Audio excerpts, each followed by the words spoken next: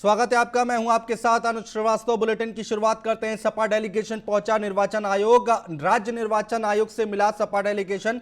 कन्नौज के डीएम और एसपी पर लगाया आरोप।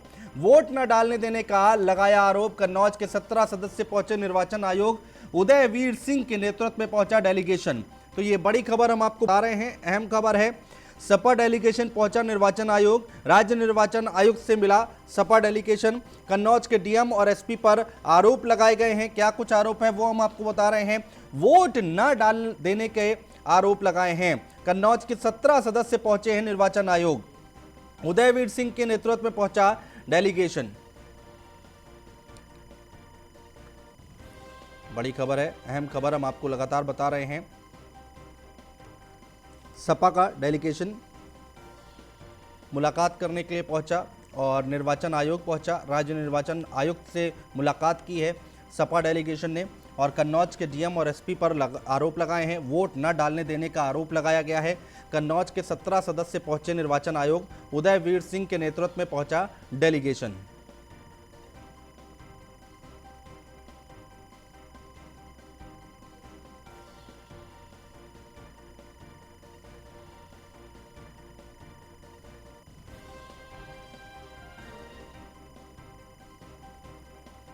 तो सपा डेलीगेशन पहुंचा निर्वाचन आयोग। राज्य निर्वाचन आयोग से मिला है सपा डेलीगेशन। कन्नौज के डीएम और एसपी पर लगाए आरोप। वोट न डालने देने का आरोप लगा है और कन्नौज के 17 सदस्य पहुंचे हैं निर्वाचन आयोग। उदयवीर सिंह के नेतृत्व में पहुंचा डेलीगेशन। तो ये बड़ी खबर हम आपको बता रहे हैं। अहम खबर है, कन्नौज के डीएम और एसपी पर गंभीर आरोप लगाए हैं। वोट न डालने देने की बात कही गई है और कन्नौज के 17 सदस्य पहुंचे हैं निर्वाचन आयोग। उदयवीर सिंह के नेतृत्व में ये डेलीगेशन आयुक्त राज्य निर्वाचन आयोग से मिला है और ये सपा डेलीगेशन निर्वाचन आयोग पहुंचा है। बड़ी खबर लगातार हम आपको बता रहे हैं। गंभीर आरोप हैं, कन्नौज के डीएम और एसपी पर आरोप लगे हैं। वोट ना डालने की बात कही गई है। वोट न डालने देने की बात कही गई है। कन्नौज के 17 सदस्य पहुंचे हैं निर्वाचन आयोग। उदयवीर सिंह के नेतृत्व में पहुंचा डेलीगेशन। तो सपा डेलीगेशन पहुंचा निर्वाचन आयोग। राज्य निर्वाचन आयोग से मिला सपा डेलीगेशन। कन्नौज के डीएम और एसपी पर आरोप लगाए गए हैं। वोट न डालने देने का लगाया आरोप। कन्नौज के 17 सदस्य पहुंचे हैं निर्वाचन आयोग। बड़ी खबर हम आपको बता रहे हैं। अहम खबर है, उदयवीर सिंह के नेतृत्व में पहुंचा डेलीगेशन।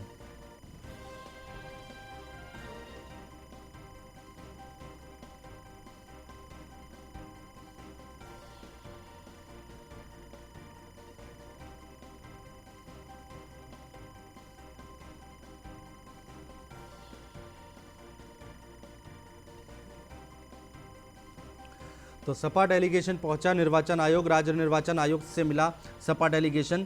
कन्नौज के डीएम और एसपी पर लगाए आरोप। वोट न डालने देने का आरोप लगा है और कन्नौज के 17 सदस्य जो हैं वो पहुंचे हैं निर्वाचन आयोग। आपको बता दें कि उदयवीर सिंह के नेतृत्व में ये डेलीगेशन राज्य निर्वाचन आयुक्त से मिलने पहुंचा और कन्नौज के डीएम और एसपी पर गंभीर आरोप लगे हैं। वोट न डालने देने का आरोप लगाया गया है इस सपा डेलीगेशन की तरफ से।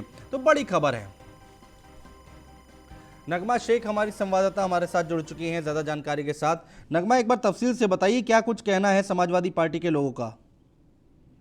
बिल्कुल, आपको बता दें कि कल जिला पंचायत अध्यक्ष के चुनाव है और जिसको लेकर जो सपा है वो काफी सक्रिय है। लगातार अखिलेश यादव ने मीटिंग भी की है, लोगों से बातचीत भी की है, कार्यकर्ताओं से। लेकिन चूंकि कल वोटिंग है जिसको लेकर आज डेलीगेशन गया था, उदयवीर मस्ती है उनके नेतृत्व में डेलीगेशन गया था निर्वाचन आयोग को, जहां पर ये बोला गया है कि जो 27 कैंडिडेट है सपा के जो कि भाजपा से ज्यादा है जीते हुए कैंडिडेट है, उनको वोट नहीं डालने देने के लिए जोर दिया जा रहा है।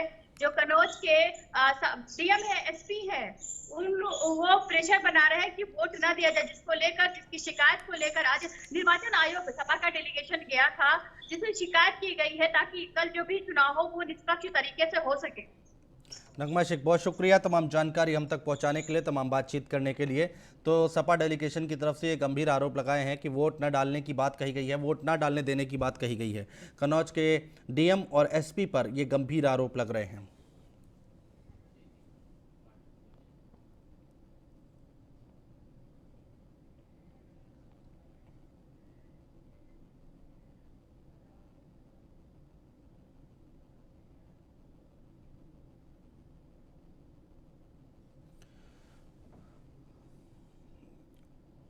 तो वोट न डालने देने की बात यहां पर कही गई है सपा डेलीगेशन की तरफ से।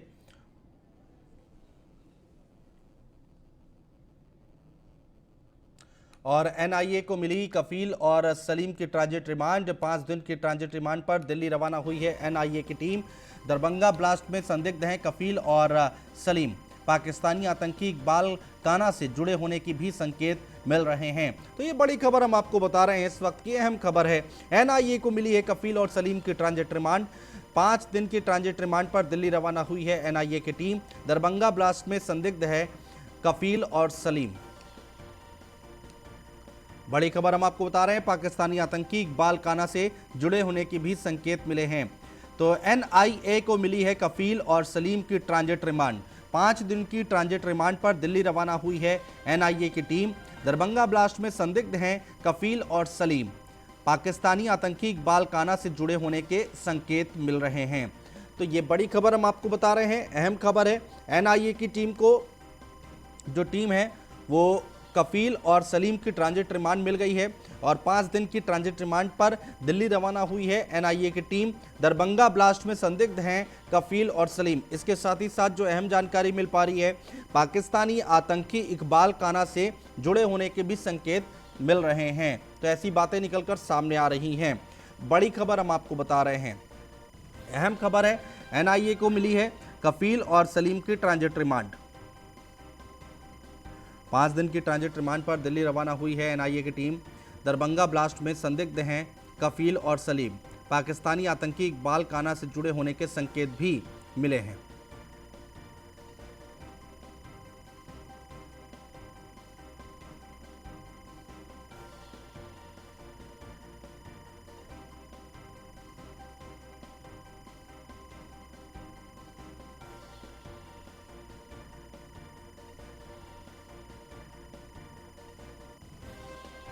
तो एनआईए को मिली है कफील और सलीम की ट्रांजिट रिमांड। 5 दिन की ट्रांजिट रिमांड पर दिल्ली रवाना हुई है एनआईए की टीम।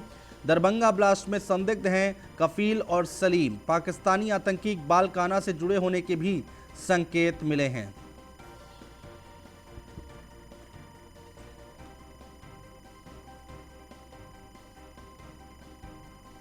तो पाकिस्तानी आतंकी इकबाल काना से जुड़े होने के संकेत मिले हैं।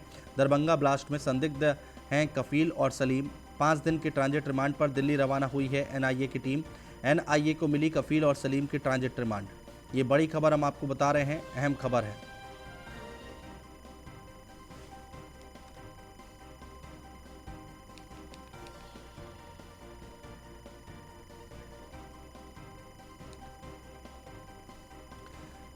अमित हमारे संवाददाता हमारे साथ जुड़ चुके हैं ज्यादा जानकारी के साथ। अमित, क्या कुछ अपडेट है इस पूरी खबर को लेकर, एक बार तफसील से बताइए।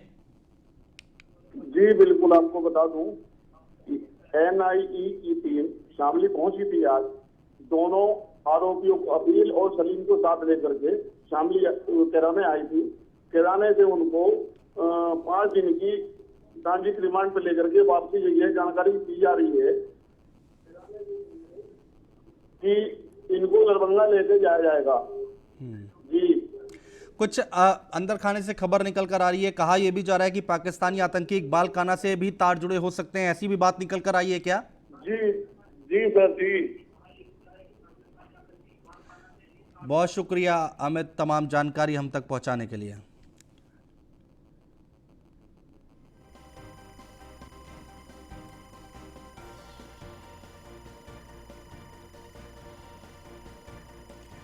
और उत्तराखंड से इस वक्त की एक बड़ी खबर आ रही है। तीरथ सिंह रावत ने इस्तीफे की पेशकश की है। सूत्रों के हवाले से बड़ी खबर हम आपको बता रहे हैं। उत्तराखंड से इस वक्त की बड़ी खबर, अहम खबर हम आपको बता रहे हैं। तीरथ सिंह रावत ने इस्तीफे की पेशकश की है। ये सूत्रों के हवाले से खबर निकलकर सामने आ रही है। उत्तराखंड से इस वक्त की बड़ी खबर हम आपको बता रहे हैं, अहम खबर है। तीरथ सिंह रावत ने इस्तीफे की पेशकश की है। बड़ी खबर, अहम खबर हम आपको बता रहे हैं। 3.5 महीने हुए थे यहां पर मुख्यमंत्री बने हुए और उसके बाद अब ये उत्तराखंड से बड़ी खबर हम आपको बता रहे हैं, अहम खबर है इस वक्त की।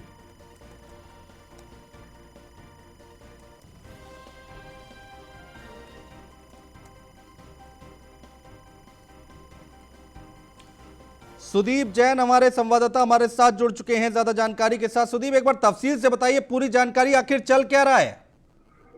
जी देखिए, मुख्यमंत्री के उपचुनाव को लेकर जो एक संवैधानिक संकट बना हुआ था, उसको लेकर ये सारा घटनाक्रम चला। राष्ट्रीय चिंतन जो राज्य में चिंतन बैठक भारतीय जनता पार्टी ने की थी, उस बैठक के ठीक बाद यानी सोमवार को मुख्यमंत्री रवाना हो गए थे दिल्ली के लिए। उनका ये 1 दिन का टूर था, जो कि बाद में 3 दिन का हो गया। मुख्यमंत्री कुछ देर पहले निकल चुके हैं अपने जो सरकारी वायुयान है उससे दिल्ली से देहरादून के लिए। सूत्र ये बता रहे थे कि राजभवन में उनके द्वारा समय मांगा गया है, हालांकि आधिकारिक तौर पर इसकी पुष्टि नहीं हुई। एक चर्चा इस बीच ये भी है कि नेतृत्व परिवर्तन पर भी एक विचार चल रहा है और मुख्यमंत्री से कहा गया है कि वो निर्णय लें।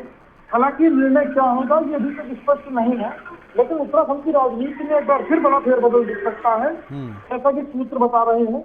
और इसकी पेशकश शायद पिछली बार की तरह जिस तरह त्रिवेंद्र सिंह रावत ने हटने के समय स्वयं राजभवन जाके इस्तीफा सौंपा था, शायद ऐसी ही स्थिति इस बार भी दिखे।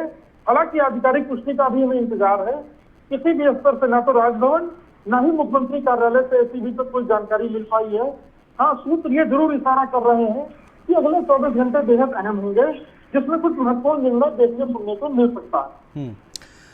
कारण क्या निकलकर सामने आ रहा है, कहानी क्या निकलकर सामने आ रही है, अंदर खाने से खबर क्या निकलकर सामने आ रही है? सुदीप, एक बार हमें तफसील से समझाइए, बताइए। देखिए, 2 बातें महत्वपूर्ण है जो सूत्र बताते हैं। हाँ। पहली महत्वपूर्ण बात तो यह है कि मुख्यमंत्री को सत्ता संभालने के 6 माह के भीतर चुनाव जीतकर सदन में आना है जी। तो जो 6 माह का समय है वो 7 सितंबर को समाप्त हो रहा है। बिल्कुल। इस बीच चुनाव आयोग की 5 मई को एक चिट्ठी आई कि कोविड को देखते हुए वो ऐसे किसी भी सीट पर चुनाव नहीं कराने के पक्ष में है जहां राज्य के यानी स्टेट असेंबली के जो इलेक्शन है वो 1 साल के भीतर होने हैं। उसी वक्त से ये चर्चाएं शुरू हो गई थी कि स्थिति फंस सकती है, नाजुक हो सकती है। पर मुख्यमंत्री शायद मुतमईन रहे कि ऐसी स्थिति नहीं पैदा होने दी हो, शायद ऐसी स्थिति न पैदा हो। केंद्र और निर्वाचन आयोग से स्तर पर वार्ता करके कोई रास्ता निकले और चुनाव हो सके। लेकिन समय बीतता गया और ठीक चिंतन बैठक के बाद जैसे मुख्यमंत्री को दिल्ली तलब किया गया, ये भी खबर न्यूज़ इंडिया ने सबसे पहले बताई थी कि मुख्यमंत्री दिल्ली तलब हो गए हैं, उसी वक्त से सब पैदा हो गया। फिर मुख्यमंत्री का 3 दिन तक दिल्ली में रहना, देर रात जेपी नड्डा अमित शाह से मिलना, इस घटनाक्रम को और भी गहराता चला गया, सस्पेंस बढ़ता चला गया कि आखिर क्या होने जा रहा है। राज्य की राजनीति को लेकर ब्यूरोक्रेसी और सचिवालय विधानसभा कर्मचारियों सबकी निगाह इसी बात पर है, लगी रही और अभी भी है कि आखिर क्या होने जा रहा है। मुख्यमंत्री करीब 20 मिनट बाद देहरादून लैंड हो जाएंगे, तो 5 मिनट पहले टेक ऑफ हो चुका है। देखना महत्वपूर्ण होगा। ठीक है। हाँ, हमारे ठीक है, अरविंद जी हमारे साथ जुड़ गए हैं, हमारे मैनेजिंग एडिटर। अरविंद जी, अब इस पूरी तस्वीर को हम कैसे समझें, कैसे देखें? देखिए, अब तो स्पष्ट हो गया है कि तीरथ सिंह रावत ने इस्तीफे की पेशकश कर दी है। राष्ट्रीय अध्यक्ष जेपी नड्डा के पास इस्तीफा पहुंच गया है। अब महत्वपूर्ण यह है कि अगला मुख्यमंत्री कौन होगा, सब कुछ उस पर डिपेंड करता है, क्योंकि ये भारतीय जनता पार्टी का एक बहुत बड़ा दाव है। तीरथ सिंह रावत को अभी कुछ दिनों पहले ही मुख्यमंत्री बनाया गया था और उनका इस्तीफा देना, उसकी वजह से संवैधानिक संकट था और उसका सलूशन नहीं निकल पाया और तीरथ सिंह रावत को इस्तीफा देना पड़ा। मैं समझता हूं कि ये भारतीय जनता पार्टी ने एक बड़ा निर्णय लिया है और संविधान का पालन किया है। अब ये देखना है कि जो नाम आ रहे हैं उसमें सतपाल महाराज, धन सिंह रावत, अनिल बलूनी, ये सब ऐसे नाम हैं जो बहुत दिनों से चर्चा में थे जी। अब एक और मौका कहीं न कहीं लोगों को मिलता है कि उनमें से किसी एक को मुख्यमंत्री जो है विधायक दल चुनेगा और जिस तरीके से तीरथ सिंह रावत ने यह स्पष्ट कर दिया है कि नहीं किसी और को नेता चुने, तो अब कोई बात बचती नहीं है। अब जो अटकलें हैं, मैं समझता हूं कि वो अटकलें समाप्त हो गई हैं और उत्तराखंड में अब कोई न कोई नया मुख्यमंत्री आपको देखने को मिलेगा। बिल्कुल, लेकिन अरविंद जी, अभी तीरथ सिंह रावत गए, त्रिवेंद्र सिंह रावत गए, ये 3.5 महीने में यहाँ पर अब यहाँ पर केंद्र अब नेतृत्व परिवर्तन होने की देखने को मिल रहा है, तस्वीर देखने को मिल रही है। आगे 22 का चुनाव है, तो क्या कोई फर्क देखने को मिलेगा क्या इस पर? मुझे जो लगता है कि भारतीय जनता पार्टी जो कि बहुत बड़ी पार्टी है और इतना बड़ा निर्णय लिया गया है, तो उसके पीछे जरूर कोई ना कोई लॉजिक होगा। तीरथ सिंह रावत को मुख्यमंत्री बने हुए बहुत ज्यादा दिन नहीं हुए थे और उनका इस तरह से अपने राष्ट्रीय अध्यक्ष को इस्तीफा भेजना, ये बहुत बड़ी पेशकश है और ये पार्टी के हित में लिया गया निर्णय है। पार्टी इसका किस तरह से फायदा उठाएगी ये हमें आने वाला समय बताएगा। लेकिन महत्वपूर्ण यह है कि उत्तराखंड में जो लोग मुख्यमंत्री बनने के दौड़ में थे, जो उस बार पिछली बार मुख्यमंत्री नहीं बन पाए, तीरथ सिंह रावत का चयन जो है राष्ट्रीय नेतृत्व ने करके उनको उत्तराखंड में बिठा दिया। अब उनके लिए एक बार फिर से सारे रास्ते खुल गए हैं। उसमें धन सिंह रावत हो, चाहे सतपाल महाराज हो, चाहे अनिल बलूनी हो, चाहे दूसरे वरिष्ठ नेता, बहुत सारे ऐसे लोग हैं जो मुख्यमंत्री बनना चाहते थे, वो उनके लिए बहुत बड़ा मौका है। और मुझे लगता है कि अब सारा मनन और मंथन और सभी लोगों की निगाह सिर्फ इस बात के लिए है कि अगला मुख्यमंत्री उत्तराखंड का कौन होगा। अरविंद जी, क्या कांग्रेस पार्टी इस पर अब हमलावर होने की कोशिश करेगी? क्या ऐसी तस्वीर आएगी कुछ सामने?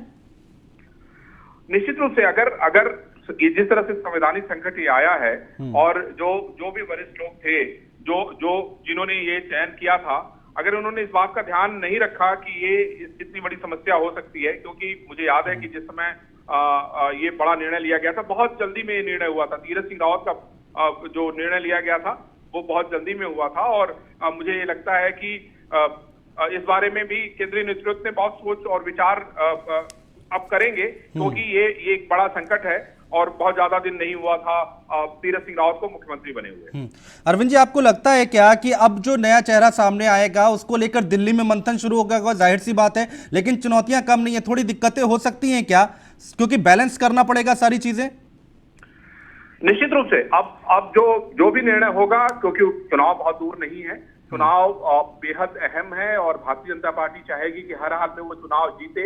उसमें आपको मैं ये बताना चाहता हूं कि जो नाम है उसमें अगर आप चाहे सतपाल महाराज को देखें, ये चौबट्टा काल से विधायक है, धन सिंह रावत को देखें, श्रीनगर से विधायक हैं, और हरक सिंह रावत भी जो एक मजबूत मंत्री हैं, वो कोटद्वार से विधायक हैं, अनिल बलूनी जिनका केंद्र में बहुत अच्छे संपर्क हैं। सवाल ये उठता है कि अब जो भी विधायक बनेगा वो मुख्यमंत्री बनेगा, उसके साथ संवैधानिक संकट न हो, कम से कम इस बात की तो गारंटी होनी चाहिए। नाम तो बहुत है, लेकिन महत्वपूर्ण यह है कि वो उनको चुनाव कैसे जिताएगा, कैसे वो आम लोगों की छवि होगा, आम लोगों के हित की बात करेगा, ये बेहद महत्वपूर्ण है। और जिसका भी चयन किया जाएगा वो सब कुछ चुनाव को ध्यान में रख के किया जाएगा। 22 का चुनाव हमारे सामने अरविंद जी, और ऐसे में ये सारे परिवर्तन और ये तस्वीर जो देखने को मिल रही है, क्या आपको लगता है क्या कि एक अलग मैसेज जा रहा होगा भारतीय जनता पार्टी के लिए? क्या ये अच्छी बात होगी क्या? देखिए, इसमें तो कोई शक नहीं है कि इतने जल्दी मुख्यमंत्री का परिवर्तन करना ये कोई साधारण बात नहीं है। और मैं समझता हूं कि जब 10 मार्च को तीरथ सिंह रावत जो है मुख्यमंत्री बने थे, बहुत ज्यादा समय नहीं हुआ था। 10वें मुख्यमंत्री के तौर पे जब उन्होंने शपथ ली थी तब बहुत ज्यादा समय नहीं हुआ था। और मैं ये कहना चाहूंगा कि 10 मार्च का वो दिन था, तो त्रिवेंद्र सिंह रावत जो कि बहुत दिनों से वहां पे उस पद पे बैठे हुए थे, आपने देखा कि किस तरीके से आला कमान ने बैठक बुलाई, पर्यवेक्षक भेजे, उन्होंने रिपोर्ट मंगाई। रिपोर्ट मंगाने के बाद जितने भी बड़े नेता हैं, कई बड़े नेताओं को दिल्ली बुलाया। दिल्ली बुलाने के बाद फटाफट निर्णय किया गया। बिल्कुल। और तीरथ सिंह रावत, जिसके बारे में किसी को अंदेशा नहीं था, अंदाजा नहीं था, तीरथ सिंह रावत को मुख्यमंत्री बना के उत्तराखंड भेज दिया गया। बिल्कुल। अब इतना बड़ा संवैधानिक संकट है जिसका कोई सोल्यूशन नहीं निकाल पा रही है पार्टी, और उन्होंने ये बड़ा निर्णय लिया है, तो बहुत सोच समझ के लिया होगा। और तीरथ सिंह रावत ने जिस तरीके से कहा है कि कोई दूसरा नेता जो है चुन लिया जाए, ये भी अपने आप में बड़ी बात है। मैं समझता हूं कि उनके चेहरे, उनके चलने की स्टाइल से ये समझ में आ रहा था कि नहीं, कोई बहुत बड़ा परिवर्तन होने जा रहा है, और वो परिवर्तन दिखाई पड़ रहा है। अरविंद जी, चूंकि हम सारी चीजें आपसे समझना चाहते हैं कि यहाँ पर भी कोई नाराजगी है क्या? क्योंकि बातें ऐसी भी उठ सकती हैं कि आने वाले वक्त में क्योंकि नाराजगी अंदर खाने में हो सकती है, कोई खेमेबाजी हो सकती है, क्या वैसा भी है या फिर कोई और रास्ता भी निकाला जा सकता था? कुछ है ऐसा? देखिए, मैं आपको ये जरूर बताना चाहूंगा कि तीरथ सिंह रावत से भी इस बात को लेकर राय ली जाएगी कि अगला मुख्यमंत्री उत्तराखंड का कौन होगा, क्योंकि तीरथ सिंह रावत ने नेतृत्व के कहने पे इतना बड़ा फैसला लिया है, इतना बड़ा कदम उठाया है, तो निश्चित रूप से उनकी राय उसमें शामिल होगी, मैं जहां तक समझता हूं। अब प्रश्न ये उठता है कि जिन लोगों ने भी, जब तीरथ सिंह रावत मुख्यमंत्री बने होंगे, उसमें बहुत सारे, उस समय भी मुख्यमंत्री के पद के लालसा में बहुत सारे लोगों का नाम चल रहा था। हाँ। जो लोग थे उनका कैसा व्यवहार था, उन्होंने तीरथ सिंह रावत के साथ किस तरह का व्यवहार किया, कैसे उन्होंने सरकार को आगे चलाने में मदद की, ये सारी बातें अनुज मैं समझता हूं मायने रखेगी। और तीरथ सिंह रावत की भी भूमिका उतनी ही अहम होगी जिस तरीके से कि जब वो मुख्यमंत्री बने थे, अब उन्होंने इस्तीफा भेज दिया है जेपी नड्डा को, तो ये अपने आप में बड़ी बात है और उनकी भूमिका अहम होगी। हम उनकी भूमिका को इनकार नहीं कर सकते। आगे की तस्वीर क्या, क्योंकि खबर निकल कर आ रही है कि कल विधायक दल की बैठक भी हो सकती है। निश्चित रूप से अब विधायक दल की बैठक करनी पड़ेगी अनुज, और मैं आपको ये बता दूं कि विधायक दल सारे लोगों से राय लेकर समझकर ये इस फैसले को किया जाएगा, जिससे कि जनता में और पार्टी में एक बेहतर संदेश जाए। भले ही राष्ट्रीय नेतृत्व इस बात को तय करेगा कि अगला मुख्यमंत्री कौन होगा, लेकिन वो सारा कुछ तय तो विधायक दल से सोचकर समझकर किया जाएगा। पार्टी की अपनी एक परिपाटी होती है, आप जानते हैं कि भारतीय जनता पार्टी कि अपना काम करने का। अरविंद जी, माफी के साथ रोक रहा हूं, गर्मा दासोनी जी हमारे साथ जुड़ गई हैं कांग्रेस पार्टी से। गर्मा जी, बहुत स्वागत है आपका न्यूज़ वन इंडिया पर। नमस्कार, धन्यवाद। गर्मा जी, कैसे देखती हैं इस पूरी तस्वीर को? यहाँ पर इस्तीफे की पेशकश हो गई है। मन बहुत उद्वेलित है, बहुत पीड़ित है। आज उत्तराखंड की जनता के साथ एक बार फिर कुठाराघात हुआ है, छल हुआ है। जिस राजनीतिक अस्थिरता की बात हम कर रहे थे और कोई हमारी बात को सच नहीं मान रहा था। हम कह रहे थे कि षड्यंत्र के तहत सल्ट उपचुनाव नहीं लड़ाया गया मुख्यमंत्री को। हम कह रहे थे कि भाजपा अपने मुख्यमंत्री को उपचुनाव नहीं लड़ाएगी और देखिएगा आप इस्तीफा देंगे। और वही बात आज सच हुई, जिसकी बात हमने कही। संवैधानिक संकट, राजनीतिक अस्थिरता, एक बार फिर भेंट चढ़ गया उत्तराखंड। क्या वजह क्या है, आपको क्या समझ में आ रहा है? वजह यही है कि मुख्यमंत्री गले की फांस बन गए थे। डैमेज कंट्रोल के लिए लाए गए थे, वो और बड़े डैमेज करने वाले बन गए थे। उनके बयान हो, चाहे उनके कार्य हो, चाहे उनकी आप नीतियां देख लीजिए, चाहे उनका मिसहैंडलिंग ऑफ कुंभ देख लीजिए, तो ये फर्जीवाड़े सारे उन्हीं के समय पर निकल रहे हैं एक एक करके। तो जीरो टॉलरेंस भी कहीं धता साबित हो रहा है, वहीं मिसमैनेजमेंट पूरी तरह से भाजपा के अंदर है। तो ये सब चीजों को मद्देनजर रखते हुए मुझे लगता है कि भाजपा ने ये फैसला लिया। अभी हम लोग चर्चा यही कर रहे थे कि मात्र 3.5 महीने हुए थे यहाँ पर कुर्सी संभाले हुए, और उसके बाद उनको अब हटना पड़ रहा है। तो क्या मैसेज क्या जाएगा लोगों के बीच में? मैसेज यही जाएगा कि भाजपा का चाल चरित्र चेहरा उजागर हो जाएगा। प्रचंड बहुमत और डबल इंजन के बावजूद जिस तरह से भाजपा ने उत्तराखंड के लोगों के साथ इस तरह का कुठाराघात और छल किया है। एक स्थिर सरकार दी थी उत्तराखंड के लोगों ने, भूतो न भविष्यति, कभी इस तरह का बहुमत नहीं दिया, क्योंकि उत्तराखंड की जनता को दरकार थी एक स्थायी सरकार की। उत्तराखंड की जनता को चाहिए थी एक स्टेबल गवर्नमेंट, एक स्टेबल मुख्यमंत्री। लेकिन आपको इतना बहुमत और डबल इंजन देने के बाद भी आपने कपड़ों की तरह मुख्यमंत्री बदल दिए यहाँ पर। तो कहीं ना कहीं आपने अपना फेलियर खुद पुष्टि कर दिया। विपक्ष के कहने के लिए कुछ रह नहीं जाता। भाजपा ने खुद बता दिया कि एक के बाद एक उनके मुख्यमंत्री असफल मुख्यमंत्री साबित हुए हैं, नहीं तो हटाए नहीं जाते। गरिमा दासोनी जी, बहुत शुक्रिया हमारे साथ जुड़ने के लिए, तमाम बातचीत करने के लिए, चर्चा करने के लिए।